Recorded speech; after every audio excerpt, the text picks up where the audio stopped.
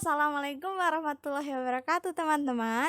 Perkenalkan, kami dari kelompok 9, kelas pengantar keuangan dan perbankan Islam. Kali ini kami akan menjelaskan mengenai dana sosial Islam yaitu zakat. Yuk ikuti terus ya pembahasan dari kami. Ini adalah nama-nama anggota kelompok kami. Yang pertama ada Muhammad Amiruddin Hanif, kemudian ada Muhammad Pandurski Briawan, dan yang ketiga ada Syaidah Nurmilah. Berikut adalah outline dari video ini. Pertama, definisi zakat. Kedua, institusi zakat. Ketiga, mekanisme pengumpulan dan penyaluran zakat. Dan keempat, kondisi perzakatan di Indonesia. Apa sih zakat itu? Zakat adalah harta tertentu yang dikeluarkan apabila telah mencapai syarat yang diatur sesuai dengan aturan agama, yang mana disalurkan kepada 8 golongan asnaf penerima zakat. Dinamakan zakat karena di dalamnya terkandung harapan untuk memperoleh berkah, membersihkan jiwa, dan memupuk dengan berbagai kebaikan. Secara umum, zakat dibagi menjadi 2 jenis, yaitu zakat fitrah dan zakat mal. Zakat fitrah adalah zakat yang diwajibkan atas setiap jiwa, baik laki-laki maupun perempuan muslim, yang dilakukan pada bulan Ramadan. Dan zakat mal adalah zakat yang dikenakan atas segala jenis harta yang secara zat maupun substansi perolehannya tidak bertentangan dengan ketentuan agama Islam. Contoh dari zakat mal adalah uang, emas, surat berharga, penghasilan, profesi, dan lain-lainnya. Dalil Al-Quran mengenai zakat salah satunya adalah surat At-Taubah ayat 103. Ambillah zakat dari sebagian harta mereka. Dengan zakat itu kamu membersihkan dan mensucikan mereka dan mendoalah untuk mereka. Sesungguhnya doa kamu itu menjadi ketentraman jiwa bagi mereka. Dan Allah Maha mendengar lagi Maha mengetahui. Zakat adalah salah satu rukun Islam yang berada di posisi terpenting setelah sholat. Kata zakat dalam Al-Quran disebutkan sebanyak 32 kali dengan 28 kali diantaranya bersandingan dengan kata sholat. Hal ini menunjukkan bahwa hukum zakat adalah wajib dan perintah membayarkan zakat hampir sejajar dengan perintah melaksanakan sholat. Berikut adalah daftar lembaga amil zakat yang ada di Indonesia. Daftar-daftar berikut ini adalah lembaga amil zakat yang telah diakui oleh Badan Amil Zakat Nasional sebagai pengawas dari lembaga amil zakat. Di tingkat nasional terdapat 25 lembaga amil zakat, contohnya adalah Rumah Zakat dan Dompet Duafa. Kemudian di tingkat provinsi terdapat 15 lembaga amil zakat, contohnya adalah Lembaga Amil Zakat Dompet Amal Sejahtera Ibnu Abbas di NTB. Dan di tingkat kabupaten kota terdapat 34 lembaga amil zakat, contohnya adalah Lembaga Amil Zakat Rumah Peduli Umat Bandung Barat dan Lembaga Amil Zakat Al-Bunyan di Bogor. Selanjutnya, kita cari tahu bersama yuk, apa itu Badan Amil Zakat Nasional? Badan Amil Zakat Nasional atau Basnas merupakan badan resmi dan satu-satunya yang dibentuk oleh pemerintah berdasarkan keputusan Presiden Republik Indonesia nomor 8 tahun 2001 yang mempunyai tugas dan fungsi untuk menghimpun dan menyalurkan zakat, infak, dan sedekah pada tingkat nasional. Basnas bersama pemerintah bertanggung jawab untuk mengawal pengelolaan zakat yang berasaskan syariat Islam, amanah, kemanfaatan, keadilan, kepastian hukum, terintegrasi, dan akuntabilitas. Visi Basnas adalah untuk menjadi pengelola zakat terbaik dan terpercaya di dunia. Visi tersebut diderivasikan ke dalam 9 misi Basnas.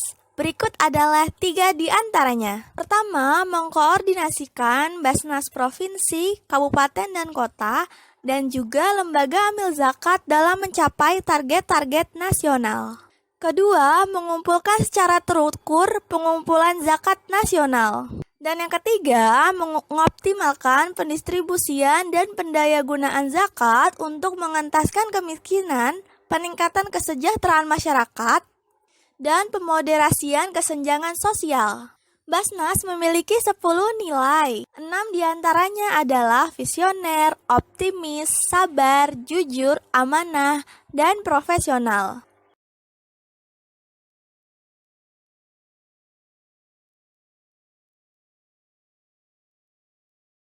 Selanjutnya, saya akan membahas mengenai penghimpunan dan penyaluran dana zakat di Basnas.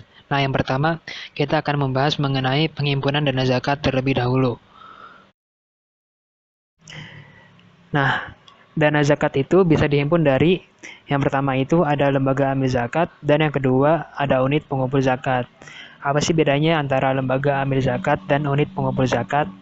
Nah, bedanya itu adalah lembaga amil zakat itu dibentuk oleh masyarakat, sedangkan unit pengumpul zakat itu dibentuk oleh Basnas.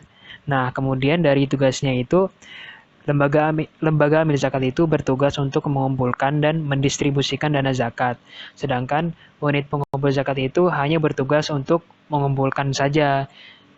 Kemudian dana yang dikumpulkan itu akan disetorkan kepada Basnas.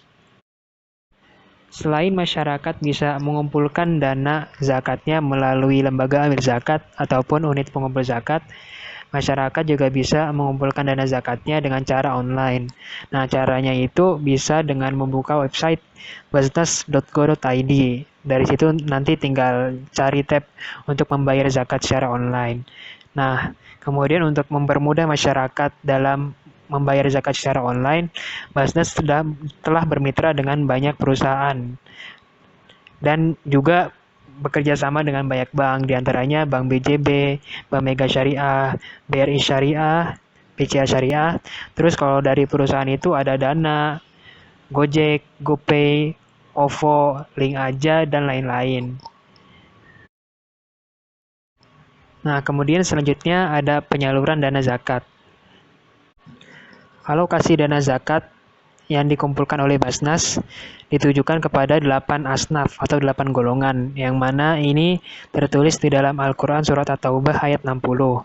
Yang pertama itu ada fakir, kedua miskin, ketiga amil atau pihak yang mengumpulkan dana zakat, yang keempat ada mu'alaf atau orang yang baru masuk Islam, yang kelima ada orang yang ingin merdeka dari status budak, kemudian ada gorimin atau orang yang terlilit hutang. Yang ketujuh ada fisabilillah atau orang yang sedang berjihad di jalan Allah. Dan yang terakhir ada ibnu sabil atau orang yang kehabisan bekal di perjalanan. Dana zakat yang dikumpulkan oleh Basnas bisa disalurkan melalui dua bentuk. Nah, yang pertama itu ada pendistribusian. Ini bersifat kuratif dan darurat, artinya hanya dilakukan pada saat-saat tertentu saja. Misalnya pada saat bencana alam atau saat orang-orang ada yang terkena musibah dan lain-lain. Kemudian yang kedua ada pendayagunaan. Nah, kalau ini bersifat produktif, artinya ini untuk menunjang atau meningkatkan produktivitas masyarakat. Nah, kita tuh akan bahas satu-satu. Nah, yang pertama itu ada pendistribusian. Ada 4 bidang, yaitu pendidikan, kesehatan, kemanusiaan, dan dakwah advokasi.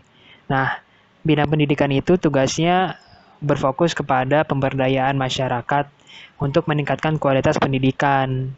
Kemudian yang kedua itu ada bidang kesehatan.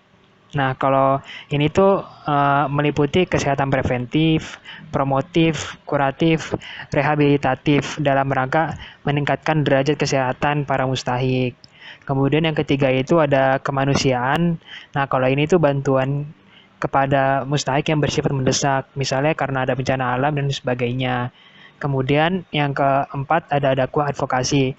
Nah, ini adalah program dari Basnas untuk masyarakat agar tercipta masyarakat yang sesuai dengan nilai-nilai Islam, terus berpihak kepada masyarakat lemah, serta meningkatkan harkat dan martabat bangsa dan umat. Lanjut yang kedua, itu ada pendayagunaan. Nah, kalau ini tuh ada 3 bidang, yaitu pendidikan, kesehatan, dan ekonomi. Nah, kalau pendidikan itu sama kayak pendistribusian tadi, yaitu memberdayakan masyarakat untuk meningkatkan kualitas hidup mustahik. Cuma ini berfokus kepada bagaimana Basnas itu meningkatkan produktivitas masyarakat. Kemudian yang kedua ada kesehatan, yaitu meningkatkan derajat kesehatan mustahik. Nah, yang ketiga itu ada ekonomi. Kalau yang ekonomi ini lebih berfokus kepada program-program di mana meliputi program modal usaha mustahik, ekonomi kreatif, terus pemberdayaan usaha petani, revitalisasi pasar desa, serta pemberdayaan usaha perikanan darat dan laut. Terus ada juga tuh beragam model penanganan dan pemberdayaan yang tujuannya adalah untuk meningkatkan kualitas kesejahteraan para mustahik. Oke, selanjutnya kita akan membahas mengenai perkembangan. Jadi gimana sih zakat hari ini? Nah, kalau kita lihat dari sisi perkembangannya, eh, tingkat pengumpulan zakat dan penyaluran dana zakat meningkat. Bisa dilihat di sini dari 2016 sampai 2018, tingkat pengumpulan dan penyaluran itu selalu meningkat gitu. Ditambah lagi, setiap tahunnya itu rasio antar pengumpulan dan penyaluran tuh makin sinkron. Pada tahun 2016 tuh masih 50-50, penyalurannya 50, pengumpulan 50, penyaluran 50. Jadi nggak semua yang disalurin itu dikumpulin, nggak selalu semuanya bisa disalurin. Tapi sampai tahun 2018 alhamdulillah udah meningkat tuh. Jadinya penyalurannya udah lumayan meningkat dibanding seperti 2016. Tapi tetap aja yang dikumpulin itu nggak semua, belum semuanya bisa bisa tersalurkan. Nah, terus gimana sih kinerja Basnas nih dalam mengelola zakat di Indonesia? Nah, kita bisa tahu lewat perbandingan antara potensi zakat dan realisasi. Nah, sayang banget nih di perzakatan Indonesia nih potensi sama realisasinya masih sangat-sangat jauh. Potensinya itu sebesar 233,8 triliun, sedangkan realisasinya itu baru 8,1 triliun yang berhasil terkumpulkan. Dan yang disalurkannya pun malah lebih dikit lagi dibanding 8,1 itu. Jadi ini PR besar nih buat Basnas buat nyari nyari celah lagi supaya potensi sebanyak ini nih bisa dimanfaatin gitu, karena mengingat urgensi dari zakat ini yang sangat penting gitu. Kenapa nggak dimaksimalin, kenapa kita nggak nyari cara buat maksimalin lagi potensi yang sebanyak ini buat ngeraih pasar yang lebih banyak juga, termasuk buat pengumpulannya dan juga penyalurannya seperti itu. Nah, jadi selanjutnya apa nih yang bisa kita lakukan? Jadi ada tiga pihak yang bisa kita kasih rekomendasi, ada masyarakat, pemerintah, dan juga lembaga amil zakat.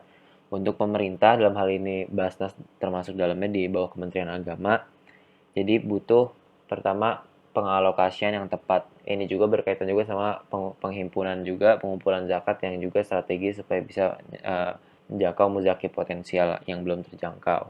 Dan pengalokasiannya juga harus tepat dan sesuai seperti bidang pendidikan, kesehatan yang sebelumnya sudah disampaikan oleh teman saya. Selanjutnya juga Basnas harus mampu melakukan kolaborasi yang baik dengan swasta yang ada di setiap daerah, setiap tempat lah. Karena las ini yang sejatinya itu paling dekat untuk menjangkau ke masyarakat.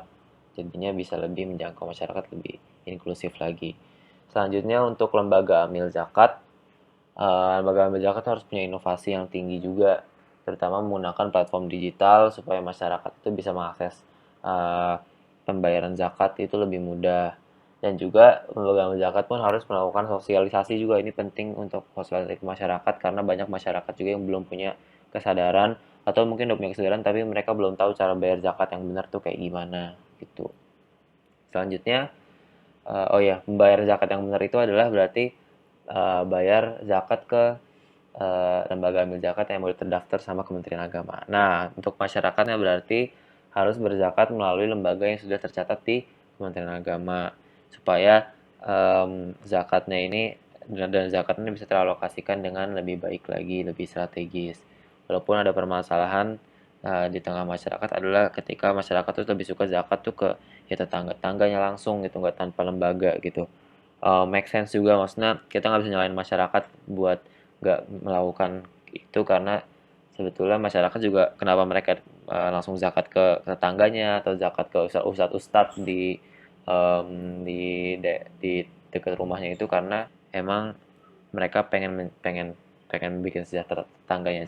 Sementara Basnas belum bisa merealisasikan pewujudan kesejahteraan itu sampai sedetil itu. Jadinya ini PR juga untuk Basnas supaya bisa meyakinkan masyarakat kalau waktu ngasih zakatnya melalui lembaga yang udah resmi di Kementerian Agama itu bisa teralokasikan secara merata juga. Baik, jadi sekian presentasi dari kami. Kurang lebihnya mohon maaf. Jika ada masukan bisa dikomunikasikan ke kami. Bila taufiq wal hidayah, wassalamualaikum warahmatullahi wabarakatuh.